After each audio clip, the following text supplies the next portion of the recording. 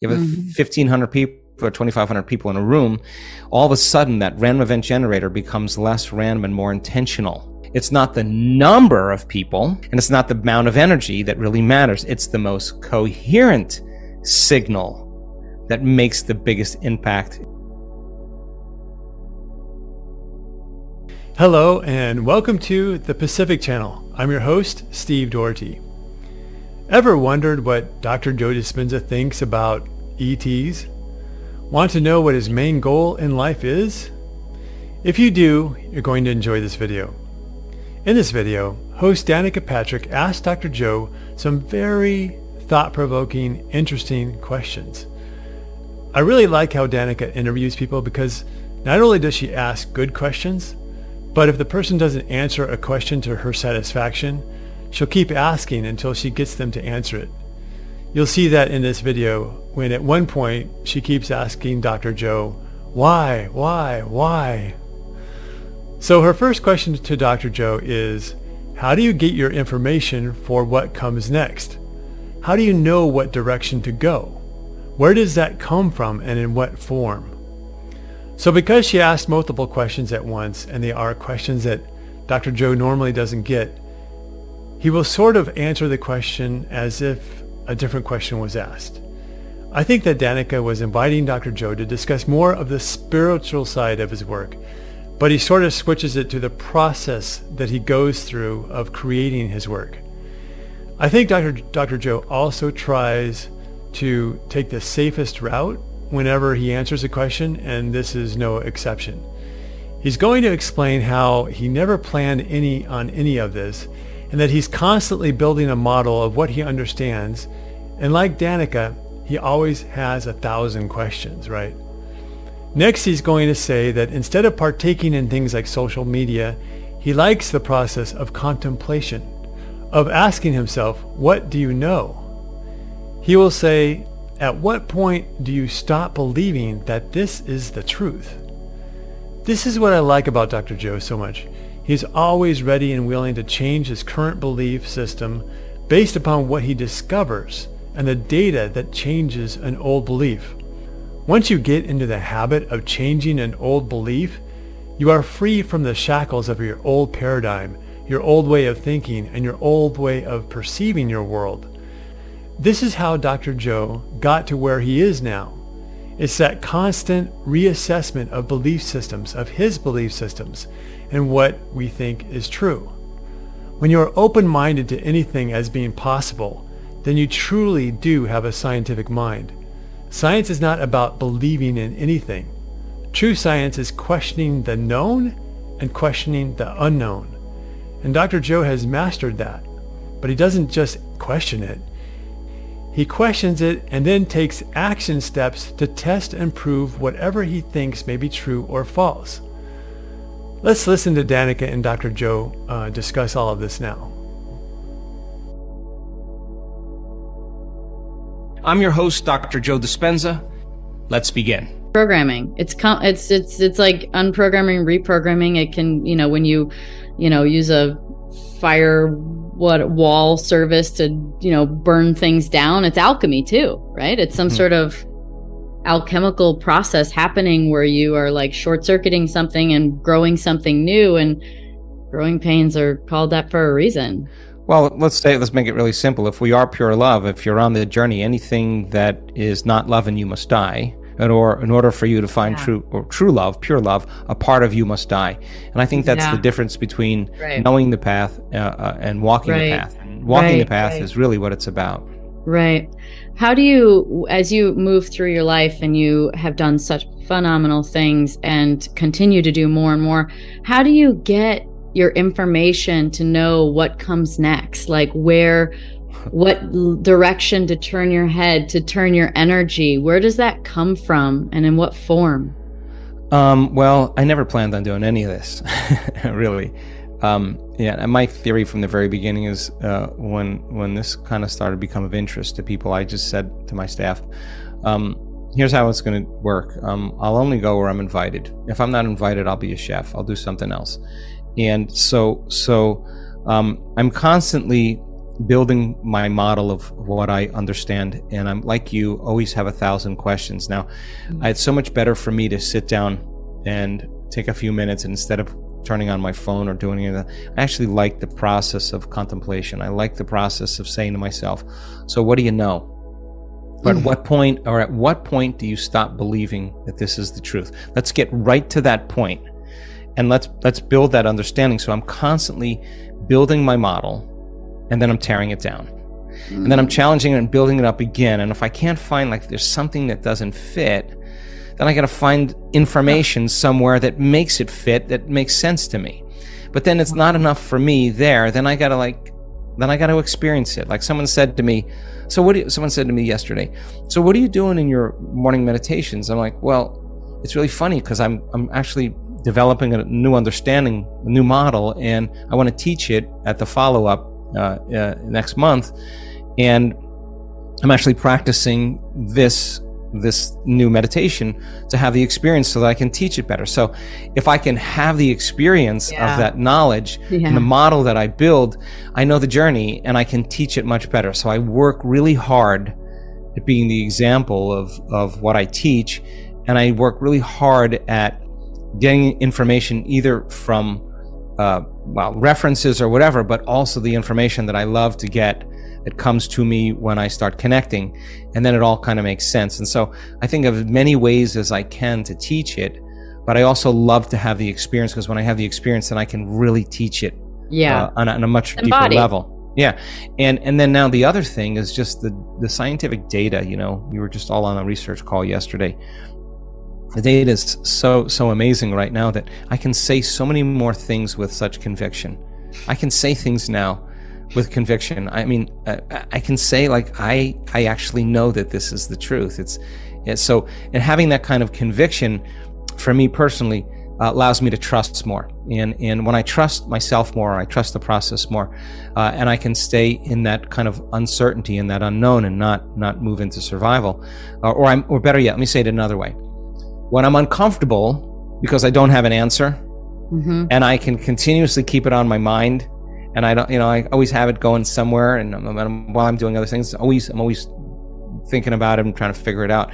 Somehow, if I trust the process and I just go all in, somehow I run into the experience, or I run into a greater understanding about it, and then I'm able to articulate it. And getting it from here to here sometimes, especially, as you said, when you have transcendental moments, it's really hard to find words to be able to explain that. It's ineffable. It's like beyond words. So for me personally, I mean, I love the divine. I mean, I love the unknown. I love the journey. I'm never going to stop asking questions. Right. I can't. Every new experience that I have forces me to think of an infinite number of possibilities from that experience that I would have never thought of without that experience. So to me, there's not infinity. There's infinities. Like, there's just a never-ending process here. Like, now we're onto the multiverse. Oh my gosh, so overwhelming, the universe, but also so amazing. So, okay, all right, we'll wrap it up. Like, you work your butt off. You do these retreats. Oh my God, like, you do every meditation. It's insane. I just can't imagine. I know that there's an aspect of energizing yourself through connection, but then there's also, it's also a lot. So why? What's your mission? What do you hope to accomplish through all this? I hope that on some level, Danica, that at the end of my life, I feel like that I've contributed to the world in some way. I mean, it's not about anything else, about being a part of change and transformation. You've already done that. Well, it's never ending. Like, I'm pushing the envelope. Like, there's I want to know what's your size of your envelope. Like, what's the ultimate goal? If you were to say, this is what I hope. Yeah, I want everybody to be empowered to realize that they actually can make measurable changes in their life, that they're not defined by their past, that they could be defined by a vision of the future, that on some level we leave a legacy of information that shows people really that's the truth. And for me personally, I wanted to be there on the beach when that woman opened her eyes and could see for the first time. I wanted her. I wanted to be right there with her, and I wanted to celebrate that moment with her. I want to be part of that. I think there's something innate in us as human beings, as a species, where we inform each other, and we support each other, we trust each other, we love each other, we heal each other, we shine for each other so others can shine. I think that there could be a world where we actually function in a much healthier way, and I think this really is the defining time. So if I could leave something that could change a person's life or help them in some way, I feel really good about it. For me, it just is it's a mission that gets me up in the morning, and I love to be involved in it. And I'm nothing really without my team, and so my team is a really great, dedicated group of people. Our scientific team are amazing minds that were healthy skeptics in the beginning, that now all do the work because they see it as medicine. They know it's medicine. They know how they've done drug studies. They know exactly what it looks like. The stories and testimonials that people have, I watch them over and over again because it changes my belief. And I love when scientists run an experiment 5 times in a row. I love when they do that because I know they're changing their belief right in that moment. They're expecting a different result and they're getting the same result. And they're in science to discover, and they're making a huge discovery, and it's never been outside of the human being in the beginning. So I don't know where I'm going to end up in this process, but if I stay true to what I believe and then keep asking greater questions, I hope we have a really, really big breakthrough in human consciousness, and that would be really satisfying to me. Do you hope someday or believe someday that we as humans will interact and walk alongside other extraterrestrials in the universe? Wow. Let's see how I can answer this. I don't know if I would use the word extraterrestrial, but I will tell you that I've had enough experiences with interdimensional beings that, God, I would be really foolish to say that they don't exist. And I think there's a very, very strong interest in the human race right now. And of course, there's always characters that are deceiving along the way, without a doubt, and we have to discern. But God, I think if our consciousness is in the state of love or more connection, I think they can lower their frequency to a certain point. And it's happened so many times in our events. I mean, people have had really profound healings, and the stories that they tell about their interaction with some of these interdimensional beings. I'm taking a risk here. I really don't care about their subjective experience. What I care about is that their condition is gone. And so then what is real? I don't know. But whatever they experienced, there goes their health condition. And for them, they were interacting with that 99% of reality that we don't perceive with our senses. And for them, it was so real that their body or their life changed in such dramatic ways. And God, that's something to look forward to. Having a relationship with somebody other than something physical. Do I think it's possible? It's a possibility in the quantum field. I certainly think it's possible. I've had my own experiences, and then what? Then what? I mean, it just keeps going. Why are we interesting? Well, I don't think human beings are very interesting when they're programmed. You said they're interested in us. You said yeah, of course. This is a very critical time for the human species, because I think it's a crossroads. I really think we're going to get it together, or we're not. Really. And what does not mean? Well, this is game time. We start over. We go with a nuclear. It's like a reboot. And if we do get it together, what does that look like?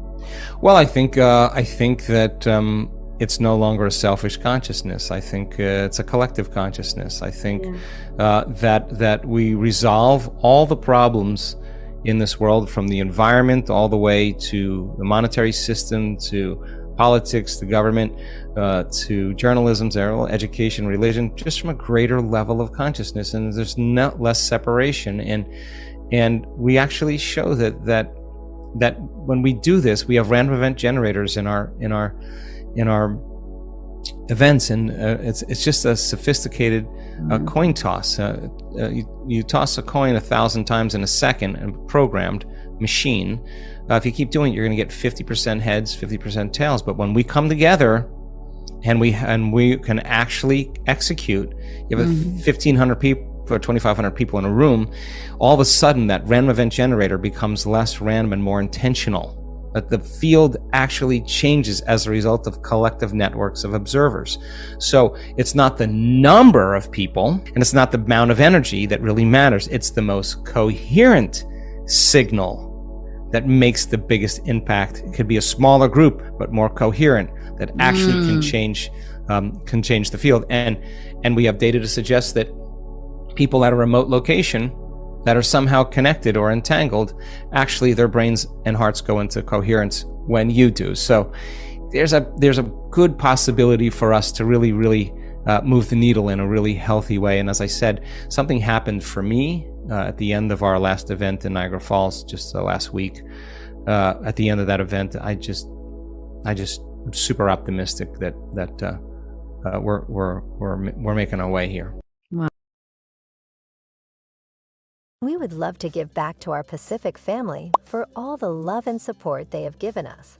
We are offering 2 lucky winners a ticket to Dr. Joe Dispenza's week-long retreat in Sunshine Coast, Australia, worth $2,300 each. To enter the giveaway, you must be a subscriber to our channel Pacific. Like this video, comment how our channel has helped you. Share this video with any 5 people. And stay tuned on our channel as we will declare the winner soon. Please refer to the description below for more info. Good luck. When Dr. Joe said that he is constantly building up his model and then he tears it down, what he means is that in his endeavor to discover the truth about who we are and how unlimited we truly are, he puts all of the pieces of the puzzle together to create what he believes to be the truth. Then he tests out the new hypothesis. But if something doesn't fit right, then he destroys the model and starts all over. He's really like a super scientist. And it's not just theoretical for him. He wants to test things out himself. He wants to experiment on himself first so that he can teach it. So he gets information from references or other people, but also when he connects to source, he gets information. The thing to note about that is that anyone can connect to source and get guidance and information. That's what he's doing, connecting to the quantum field in his words. You can do that too, and meditation is one of the best ways to do it. So then Danica asked him, what's his ultimate goal? You heard his answer, and that was when Dr. Joe said that he wants everyone to be empowered to realize that you can make measurable changes in your life, that you are not defined by your past, and that you can be defined by a vision of the future. And he hopes that we have a really big breakthrough in human consciousness. From a law of attraction perspective and from the teachings of Abraham, what I have learned is that the world isn't really broken. You don't have to fix anything. There's so much more well-being going on in our world compared to what isn't. My point is that you can create a wonderful life and reality now, without having to wait for the whole world to change. Don't forget to be happy regardless of whatever is going on in the external world. And then, as you heard, Danica asked Dr. Joe about ETs. If you notice, he doesn't feel totally comfortable saying that they exist, but at the same time, he said that he knows that other interdimensional beings exist, which really is the same thing from my understanding. But what is most interesting is that Dr. Joe said that people in his community who do the workshops have stories about interactions with these interdimensional beings. Now that is pretty profound. The next question would logically be, who are they exactly, and what do we have to do to interact with them more, to heal more of us? Quite a few people who heal at his workshops talk about non-physical beings called the Blues, who offer to help people heal if they ask for it. I know that sounds kind of crazy and out there.